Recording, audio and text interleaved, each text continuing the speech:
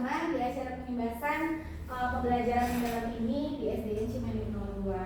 Bapak Ibu, di sini kami bukan menggurui, tapi kami mau berbagi pelatihan kami selama kurang lebih 5 hari tentang pembelajaran mendalam ini. Saya Ibu Yunisi dan Ibu Yarostan. Ya. Pertama, sebelum kita mulai, kita speaking dulu ya, semuanya berdiri. Ini ya, nanti ya, 1, 2, 3. 1, 2, 3, 4. Terus ke goyang kiri, goyang ke kanan, terus nanti langsung gini, tarik, selesai, tarik, 3 kali, 4 kali ya. Siap ya?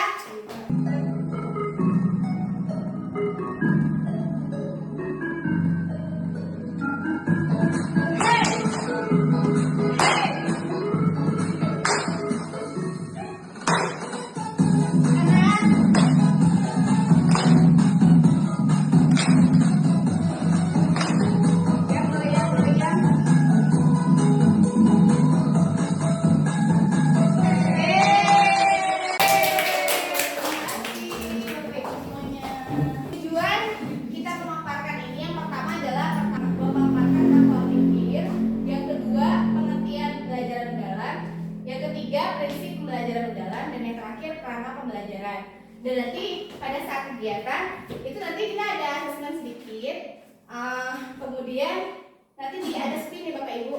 Di spinnya itu nanti ada nama Bapak Ibu, jadi begitu diacak namanya siapa, jadi harus bisa jawab. Gitu ya, siap ya? Kalau nggak bisa gimana? Ya, nah sekarang mulai dari mengapa pola pikir adalah segalanya. Ada yang tahu kenapa sih pola pikir itu adalah segalanya?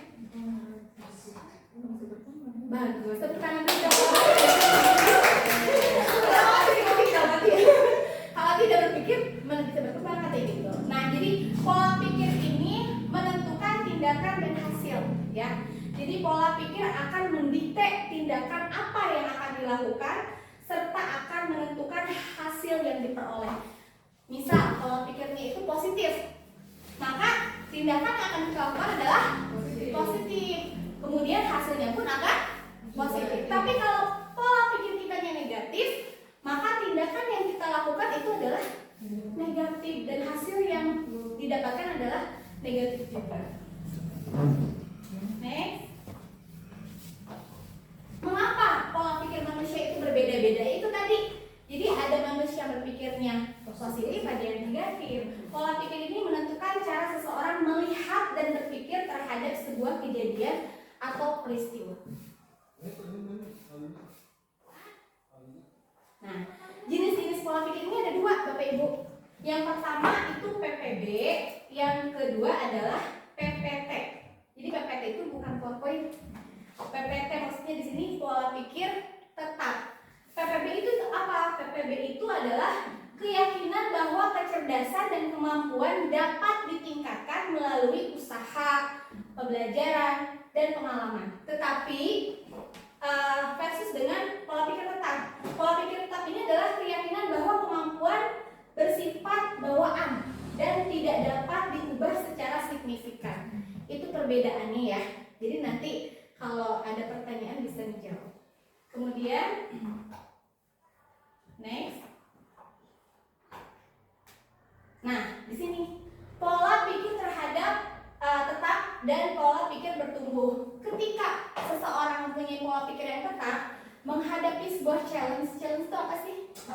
Sebuah ya tantangan, itu dia akan menghindar. Tetapi pola pikir bertumbuh dia akan menerima, ya.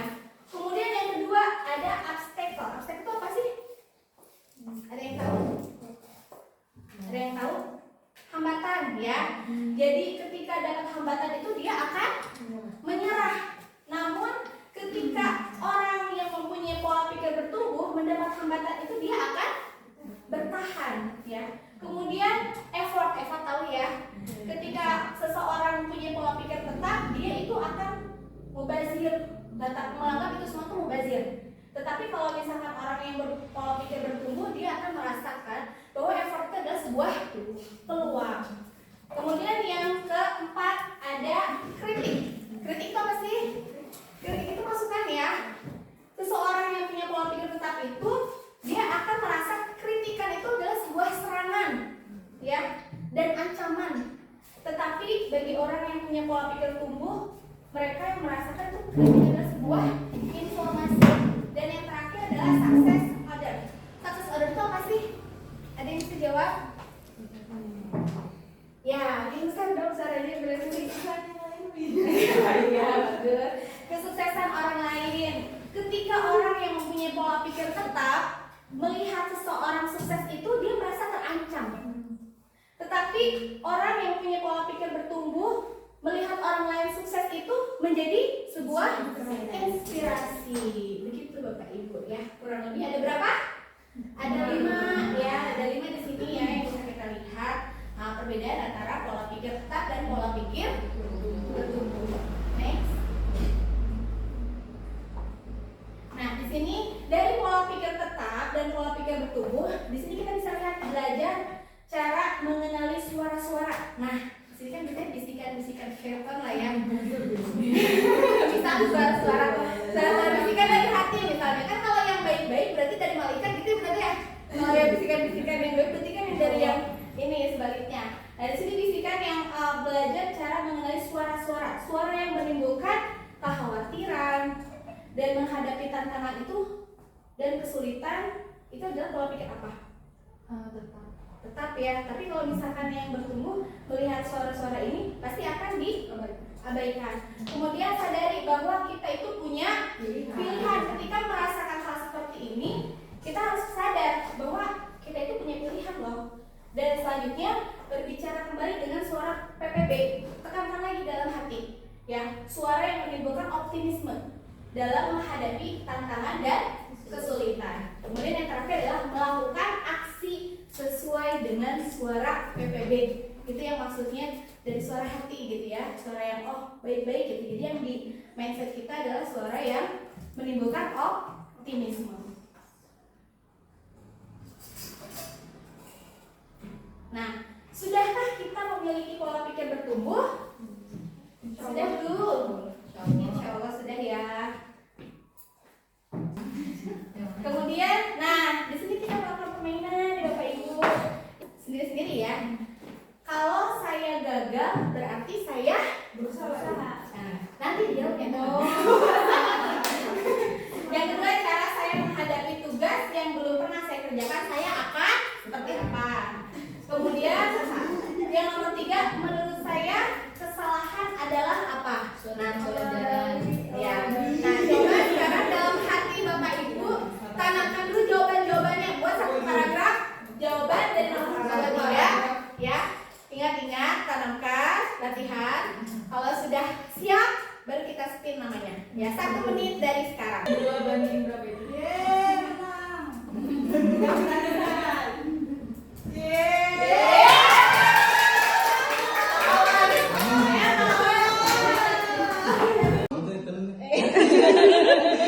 Jangan gemeteran Pak Wan. Kalau saya gagal berarti saya belum sukses. Oke. Iya. Berdiri Pak Wan, berdiri. Oh, Ya, oke.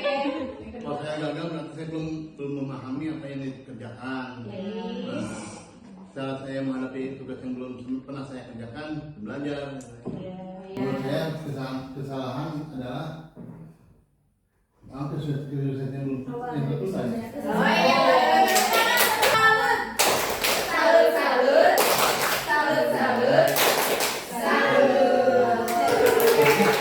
Ya, next kita bisa lihat ya. Kalau saya gagal berarti saya tidak mampu. Itu yang berpikir tetap. Tapi kalau yang berpikir tumbuh, kalau saya gagal berarti saya harus belajar tadi kan dan mau mencoba lagi. Ketika saya akan menolak saat menerima tugas yang belum pernah saya kerjakan karena risikonya untuk gagal akan besar, itu yang tetap. Tapi kalau yang bertumbuh, saya akan menerima pekerjaan yang belum pernah saya kerjakan sebab ini adalah peluang untuk belajar dan mengembangkan potensi diri. Kemudian kesalahan menunjukkan kelemahan saya sehingga harus dihindari demi menjaga nama baik. Tapi yang bertumbuh, kesalahan merupakan sebuah proses belajar dan peluang untuk meningkatkan potensi diri. dan masih banyak lagi. Next, ibu bapak berdiri lagi ya, sekali lagi. Aku tahu, aku sadar, ku lakukan. Aku tahu, aku sadar, aku tahu, aku sadar, aku tahu, aku sadar, ku lakukan. Aku tahu, aku sadar, ku lakukan. Aku tahu, aku sadar, ku lakukan. Aku tahu, aku sadar, aku tahu, aku sadar, aku tahu, aku sadar, ku lakukan. Kita ya Bapak Ibu semuanya ya, jawabannya. Oke, terima kasih. Apa itu pembelajaran mendalam? Nah, Bapak Ibu, kalau pembelajaran mendalam itu kurikulum bukan sih? Yang keras dong. Kurikulum bukan? Bukan. Bukan. Iya bagus. Tata tepuk tangan dong buat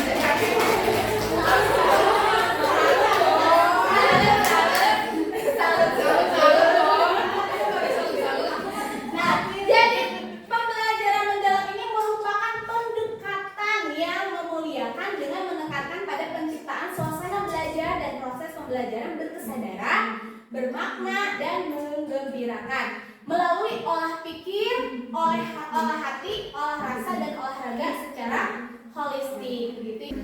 Dalam penerapan PM itu ya tadi ada BBM. Yang pertama apa?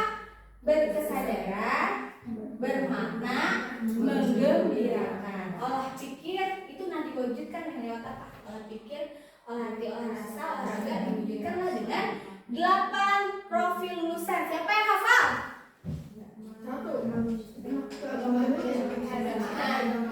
Terus apa lagi? Kolaborasi. Apa lagi? Oh ini dong. Apa ya? Ya. Jadi apa itu pembelajaran deep learning? Pembelajaran ya memuliakan itu aja dulu. Memuliakan. Memuliakan apa sih ibu bapak? Siapa sih di sini yang dimuliakan? Di sekolah yang dimuliakan ternyata adalah murid. Ya murid adalah raja. Jadi makanya sekarang slogannya ramah kan, ya murid itu. Kenapa? Bukan berarti harus bukan, tapi dimuliakan itu ya, dimuliakan dalam prosesnya, ya pembelajarannya kita harus memahami bahwa semua murid adalah unik, ya. Dan melalui olah pikir, hati, rasa, dan olahraga. Kemudian 3 tadi BBM berkesadaran. Ini apa sih maksudnya? Siapa yang harus sadar? Nah, pengalaman belajar peserta didik yang diperoleh ketika mereka memiliki kesadaran untuk menjadi pembelajar yang aktif dan mampu meregulasi diri. Peserta didik memahami tujuan pembelajarannya apa, untuk belajar apa, aktif dalam pembelajaran, itu dia mempunyai kesadaran gitu. Ya, itu yang utama, berkesadaran. Itu ya Bu Aden ya. Bu Aden juga lagi emosi ternyata dibahas ya, Bapak Ibu harus punya berkesadaran gitu ya Bu Aden ya. Kemudian yang kedua bermakna. Peserta didik dapat merasakan manfaatnya nih dari pembelajaran itu apa. Jadi pulang itu bukan hanya membawa kosong, tapi dia punya makna. Oh tadi sudah belajar apa, dan Bapak Ibu guru. Yang ketiga mengembirakan ini bukan berarti ketawa-ketawa, terus harus yang senyum-senyum, bahagia, bukan selalu harus seperti itu, tapi suasana belajarnya yang positif selain menyenangkan. Ternyata menggembirakan itu bukan berarti ada SPP terlalu positif juga enggak. Tapi menggembirakan ini punya makna, punya pembelajaran positif dan menyenangkan. Next. Berkesan. Ya betul, tepuk tangan dong buat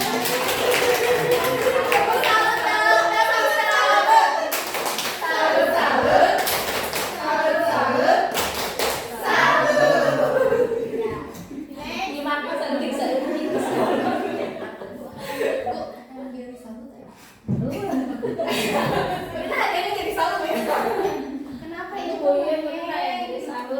jangan dong. Ini bagus, ini berarti sudah Masya Allah. Belum ya, punya yang mana? Nah, ini ya. Sampaikan apa yang sudah kami pelajari kemarin. Lanjut aja. Di sini penerapan prinsip pembelajaran mendalam bisa ya. Dan kesadaran yang pertama ini kenyamanan peserta didik di dalam belajar, fokus, konsentrasi dan perhatian, kesadaran terhadap proses berpikir, kesempatan peserta didik untuk menentukan pilihan dan memiliki alasan atas pilihannya. Keterlibatan peserta didik dalam mengembangkan strategi belajarnya, kemudian keterbukaan terhadap perspektif baru, keingintahuan terhadap pengetahuan dan pengalaman baru juga. Kemudian yang bermaknanya di sini kontekstual dan atau relevan dengan kehidupan nyata. Keterlibatan peserta didik berperan dalam pemecahan masalah atau isu terdekat di kehidupan nyata. Keterkaitan dengan pengalaman sebelumnya, kebermanfaatan pengalaman belajar untuk diterapkan dalam konteks baru. Kemudian keterkaitan dengan bidang ilmu lain, pembelajaran sepanjang hayat. Yang terakhir, menggembirakan. Lingkungan pembelajarannya yang interaktif, aktivitas pembelajaran yang menarik minat dan rasa ingin tahu, menginspirasi, tantangan yang memotivasi, kemudian tercapainya keberhasilan belajar, memberikan ruang untuk prakarsa kreativitas sesuai dengan bakat, minat, dan perkembangan peserta didik.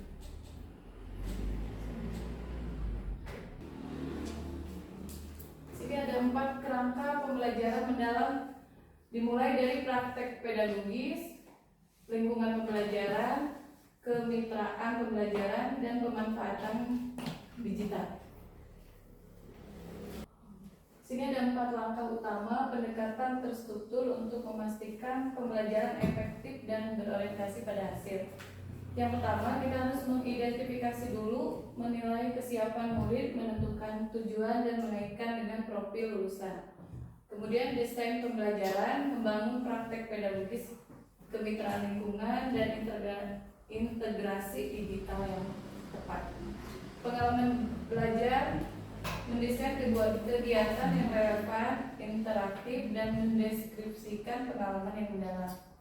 Kemudian yang terakhir, asesmen, melakukan penilaian komprehensif di awal proses pembelajaran dan akhir pembelajaran.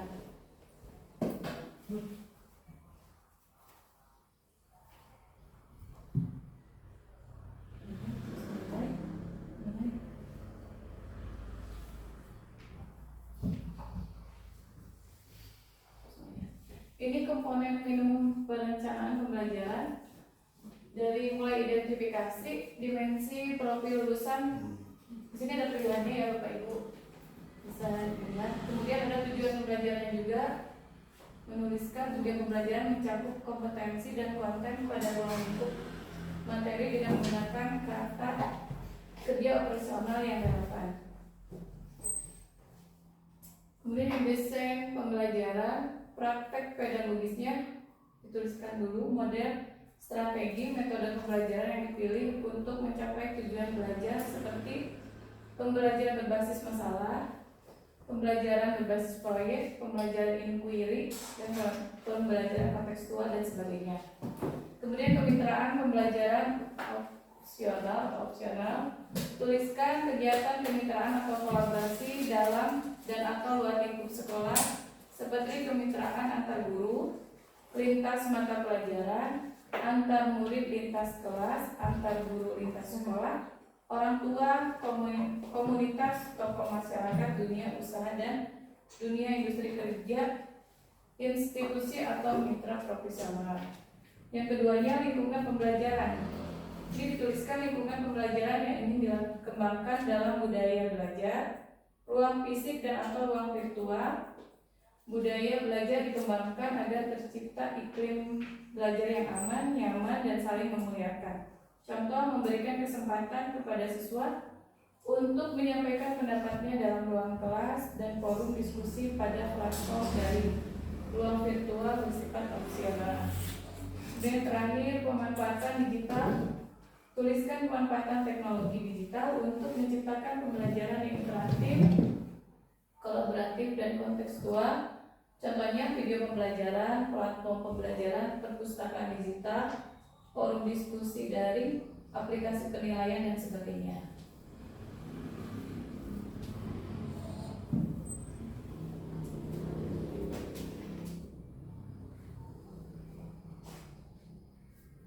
Ini langkah-langkah pembelajarannya di sini tadi sudah ya.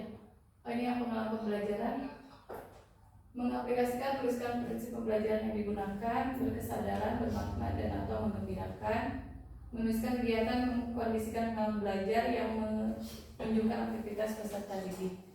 Mengaplikasikan pemahaman secara kontekstual atau kehidupan nyata. Proses mengaplikasi ini merupakan bagian dari pendalaman pengetahuan, menghasilkan pengembangan kompetensi. Terakhir, merefleksikan.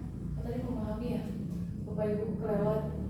Merefleksikan di sini berkesadaran, bermakna, dan atau menggembirakan. Menuliskan kegiatan yang mampu memfasilitasi peserta didik, mengevaluasi dan memaknai proses serta hasil dari tindakan atau praktek nyata yang telah mereka lakukan, dan menentukan tindak lanjut ke depan. Mengelola proses belajarnya secara mandiri dengan meneruskan dan mengembangkan strategi belajar yang berhasil dan memperbaiki yang belum berhasil dengan tetap meningkatkan motivasi belajar dan kepercayaan diri. Yang terakhir, asesmen pembelajaran. Ini asesmen pembelajaran mendalam dilaksanakan melalui asesmen sebagai pembelajaran atau asesmen as learning yang menekankan pada penilaian diri dan penilaian sejawat. Asesmen untuk pembelajaran menekankan pada pencapaian tindak lanjut dengan mempertimbangkan karakteristik peserta didik, contohnya penilaian sejawat, penilaian diri, penilaian proyek, penilaian produk, observasi portofolio, penilaian berbasis kelas, penilaian kinerja, tes tertulis, tes lisan, dan sebagainya. Tentang ingat 7K dan 1P. Sambil dinyanyikan aja ya, mengenal nama dimensi, profil lulusan, nadanya, Bapak Ibu, menggunakan lagu Balonku ada 5. Dunia memimpin lagu Balonku. Buat A8 dimensi profil lulusan biar lebih hafal ya. Mari kita kenali lulusan bersama keimanan dan juga ketakwaan. Kedua kewargaan, kreativitas, kolaborasi. Gitu ya, siap ya. Mari kita kenali 8 profil lulusan. Pertama keimanan dan juga ketakwaan. Kedua kewargaan. Tiga bernalar kritis. 4 kreativitas. 5 kolaborasi. 6 kemandirian. 7 kesehatan. 8 komunikasi. Ayo kita wujudkan. Semoga dengan menghafal ini Bapak Ibu bisa hafal 8 dimensi profil lulusan. Pembelajaran mendalam itu apa? Yang pertama adalah memuliakan setiap individu, menghargai keunikan, potensi, dan pengalaman belajar peserta didik. Yang kedua apa? Sistematik pembelajaran, mewujudkan pendidikan yang berkesadaran, bermakna, dan menggembirakan. Yang ketiga apa? Mengembangkan strategi secara utuh. Yang keempat, kolaborasi ekosistem pendidikan. Ya, itu yang keberhasilan pembelajaran mendalam. Dan yang terakhir, pendidikan masa depan, itu memanfaatkan teknologi digital untuk menciptakan pembelajaran yang lebih interaktif dan fleksibel serta menyiapkan generasi unggul yang berkarakter. Jadi Bapak Ibu, ini maksud dari pembelajaran mendalam tadi ya. Kalau tadi kan kita belum paham ya. Kita pikirkan selama itu kurikulum baru, ternyata adalah sebuah pendekatan. Nah, jadi ini yang utama. Di sini yang paling tengah adalah guru dan siswa, dan di luarnya adalah asesmen, pembelajaran, kurikulum. Nah, kita itu punya ekosistem yang ini adalah keluarga dan masyarakat. Ini adalah partner kita. Kemudian apa di sana penunjangnya? Ada teknologi digital, media dibawahi oleh pemerintah daerah dan pusat. Contoh dari implementasi dalam pembelajaran mendalam di SD. Nah ini loh Bapak Ibu, ini adalah visualnya ya. Tapi bukan berarti menghasilkan sebuah produk gitu ya Data ya. Tidak harus selalu produk yang dihasilkan. Deep learning itu tidak selalu hasilnya itu adalah sebuah karya, tidak ya. Jadi pendekatan PM dalam SD ini dapat mengembangkan pemahaman konsep secara peserta, jadi itu secara kritis, kreatif, analitis, aplikatif, serta menyelesaikan permasalahan.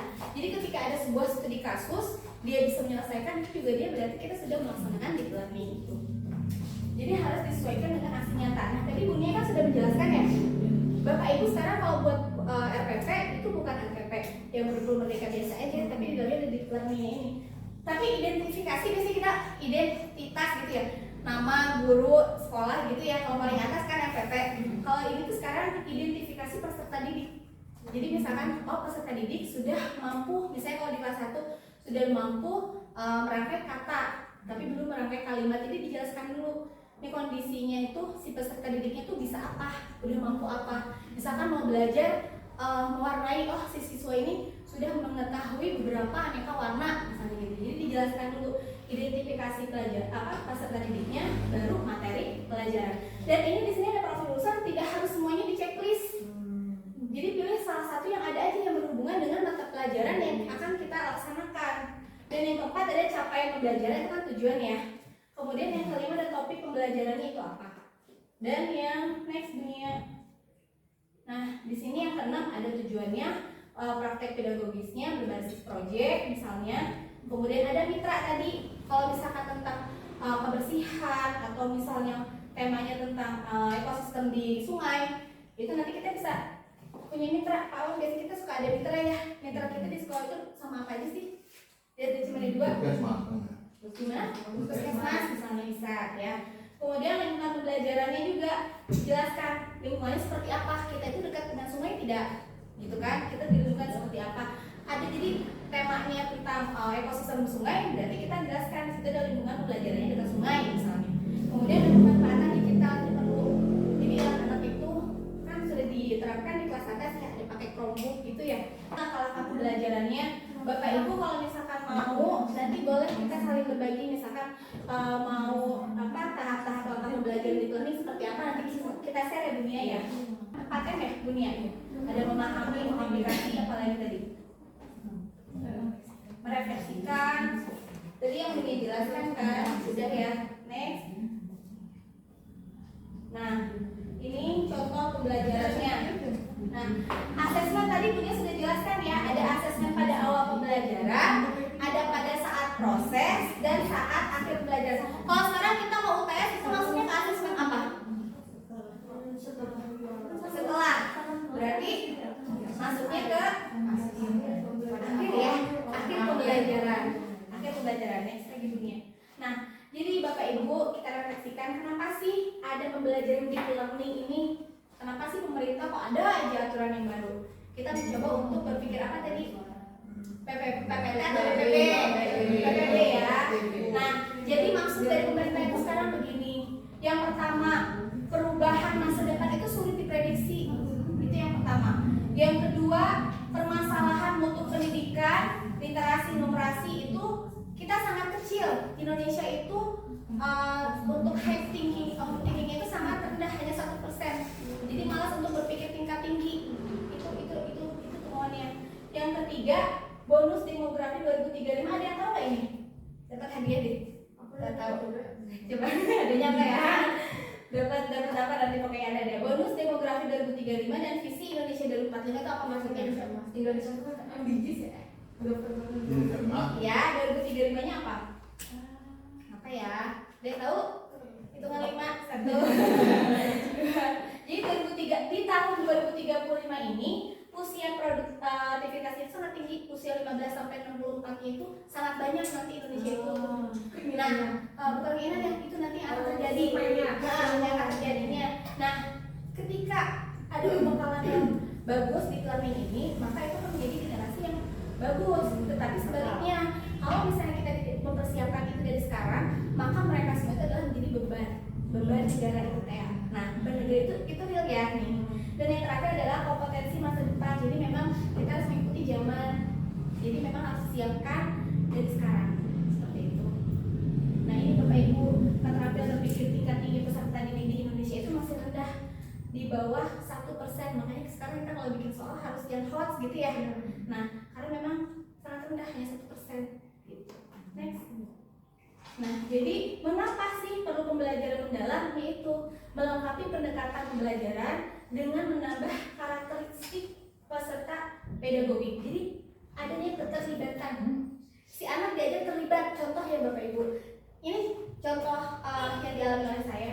Ketika saya dulu pernah sekolah di SD, itu saya pernah diajar oleh guru saya itu pelajaran IPA menutup lilin dengan sebuah gelas, ya sebuah gelas. Itu kita terlibat kan.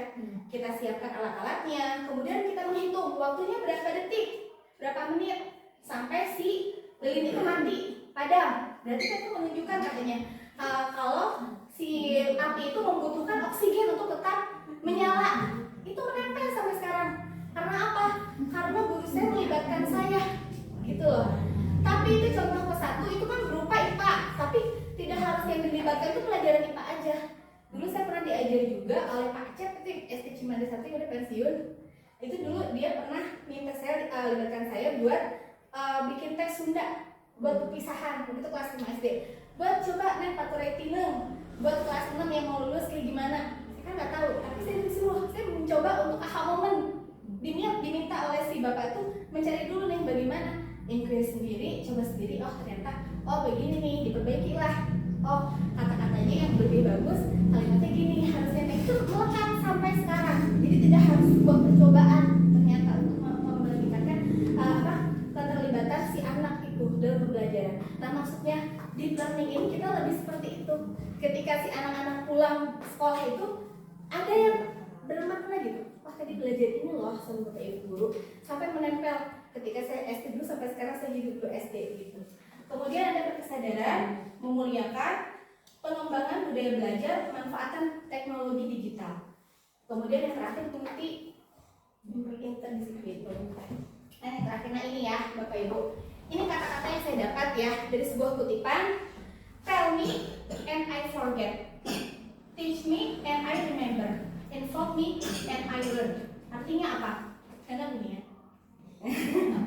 Artinya kalau siswa hanya kita ceritakan, biasanya mereka cepat lupa. Tapi kalau kita ajarkan, mungkin bisa ingat, tapi sebentar. Tapi ketika benar-benar dilibatkan, mereka belajar sungguh-sungguh dan itu akan melekat lama. Nah, inilah inti pembelajaran mendalam. Maksudnya, kita tidak lagi hanya menyampaikan materi, tapi mengajak siswa untuk mengalami, mencari tahu, mencoba, merefleksi. Dengan begitu, pembelajaran menjadi bermakna dan membentuk kompetensi yang nyata. Siap Bapak Ibu semuanya? Siap ya. Nah, kalau siap, pastikan kita punya sebuah harapan ya tentang deep learning pembelajaran ini. Kemudian ada tindakan setelah pengimbasan ini, ada tindakan apa nih Bapak Ibu yang akan Bapak Ibu lakukan di kelas? Dan yang terakhir pasti ada kendala dong. Kendala dan tantangannya itu apa? Tapi kemarin waktu pas pelatihan Bu Ai ya, pasil saya pernah bilang gini. Bapak Ibu, guru saya pernah mengajarkan dalam hati kita, pikiran kita harus berpikir jangan ada kata atuh dak, tapi sanajan. Jadi kalau misalnya atuh dak bisa itu, misalnya atuh dak bisa laptop misal gitu ya, misal. Tapi sanajan orang bisa laptop, tapi orang bisa mengaplikasikan deep learning ini dalam pembelajaran di kelas. Begitu ya. Dan sekarang mau dibagikan Mbak Resti. Bapak Ibu silahkan di yang kertas hijau harapannya tulis namanya, nanti ditempelkan di sana. Ya, kuning boleh, ini aja langsung disebar aja. Yang hijau ambil satu-satu. Hijau, kuning sama orange kan beda ya. Hijau satu, kuning satu, orange satu.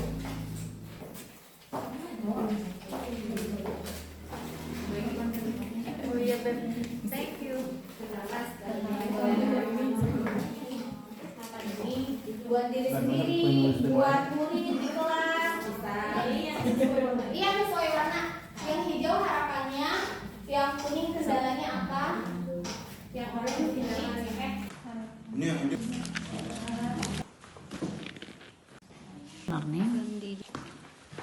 asli.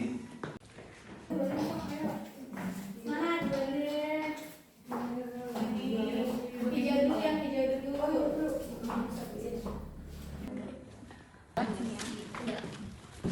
Kendala aku tahu gak? Bukan tahu rencana suatu tiba-tiba. Dulu ini kan. Males kalau mau udah pakai. Oke. Udah sih, yes. Oke. Lan, bener.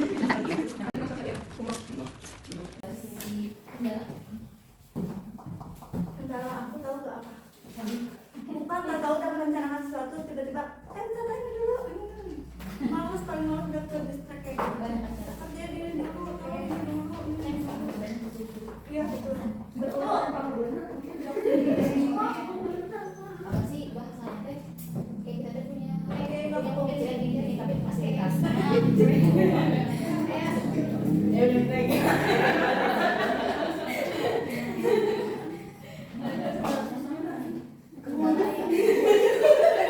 kan dia mendalam banget.